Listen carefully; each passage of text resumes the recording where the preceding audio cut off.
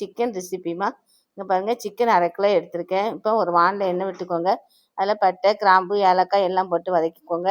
அது கூட வெங்காயம், 2 மிளகாய், தக்காளி எல்லாம் போட்டு நல்லா செவக்க வறுத்துருங்கம்மா. இங்கே பாருங்கள், தக்காளி எல்லாம் போட்டு நல்லா செவக்க வறுத்துடணும்.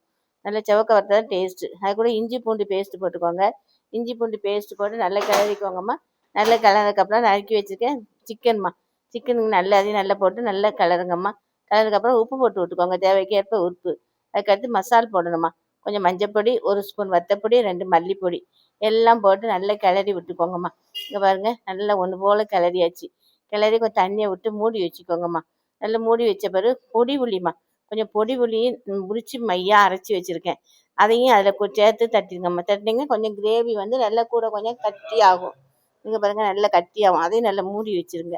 நல்லா மூடி வச்சு திறந்து பாருங்கள். இங்கே பாருங்கம்மா, சிக்கன் கிரேவி ரெடி ஆகிட்டுமா. இப்போ ஒரு வானலில் எண்ணெய் விட்டு கடுகு, வெங்காயம், கருவேப்பிலை எல்லாம் போட்டு அதை அன்றைக்கி தாளிச்சிட வேண்டியதாம்மா. இங்கே பாருங்கள், இது ஈஸியான ரெசிபிமா. உடனே செய்யலாம். மக்களை சப்ஸ்கிரைப் பண்ணுங்கள், லைக் பண்ணுங்கள், ஷேர் பண்ணுங்கம்மா.